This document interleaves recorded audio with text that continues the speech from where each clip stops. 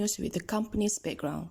Jack Cohen began selling surplus groceries from a stall in the East End of London in 1919. He left the Royal Flying Corps at the end of the Great War and used his demob money to buy the first day's stock. From day one, Jack believed in putting affordable food in the reach of everybody. At the end of the first day, Jack Cohen made a profit of $1 on sales of $4. In the year of 1924, the first own brand product sold, which Jack promised would bring unequaled value, was Tesco tea before the company was called Tesco. The name comes from the initial of T.E. Stockwell, who was a partner in the firm of tea suppliers, and CO from Jack's surname. There are 3 people involved in Tesco scandal, which is Philip Clark, former CEO, Chris Bush, former UK Managing Director, and Carl Rockberg, former UK Finance Director.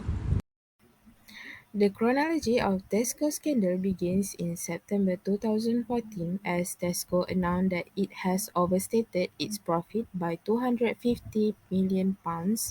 Next, during October 2014, Carl Rockberg, Tesco former UK Finance Director, is arrested by the Serious Fraud Office (SFO). During November 2014, Tesco chief executive Philip Clark was resigned, and then during December 2014, the SFO charged 3 former Tesco executives with fraud by false accounting and fraud by abuse of position.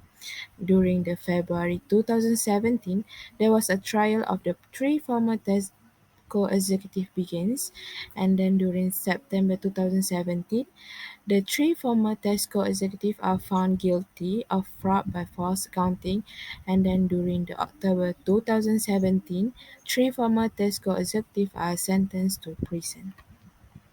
For corporate scandal that occurred in Tesco can be seen from an abuse of position, as 3 of them has been accused of misusing their authority to manipulate financial records. Next, toward the false accounting and overstatement of their profit. Tesco profit were overstated by a staggering £263 million, painting a falsely rosy picture of the company's financial health. Based on article that I get, certainly the article talk about the official acquittal that occurred recently of 3 former Tesco senior directors who were accused of fraud in 2014. As of right now, the accounting problem has not resulted in any prosecution for the serious fraud office.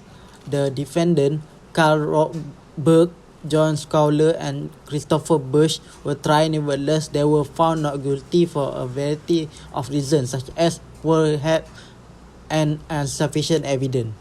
Tesco had already settled the matter with a deferred prosecution agreement (DPA) in 2017, paying a sizable payment to avoid being found guilty of a crime. The article also emphasized how, in spite of accounting problems, detail on the usage of the cash and their eventual destination remain undisclosed to the public.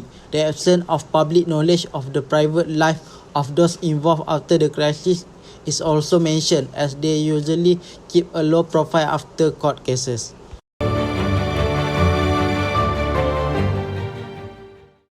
Stakeholders that are affected by the corporate governance scandal.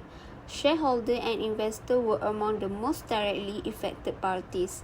The overstatements of profit leads to a significant drop in Tesco share price that caused financial loss for investors. For employees, the company faced challenges including a decline in employee morale and potential job cuts, such as Tesco made big changes to stores that are affected 2,100 jobs. Other stakeholders such as suppliers will be affected with their financial arrangement and potentially cause trust issue relationship. The scandal also affects customers by their perception of Tesco as a trustworthy and reliable brand. Last is regulatory bodies such as Financial Conduct Authority and Serious Fraud Office were involved in investigation of scandals that can lead to call for improvement in financial reporting. We end our news with the lesson learned that we get. The first one, relations with suppliers are fundamental. Late payments may harm supplier relationship.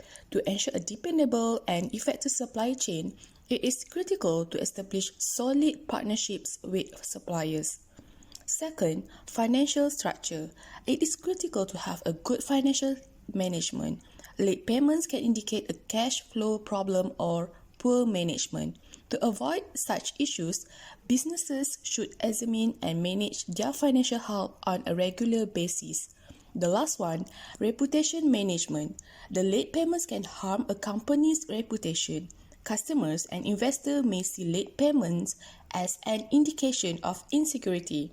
Long-term success requires reputation management.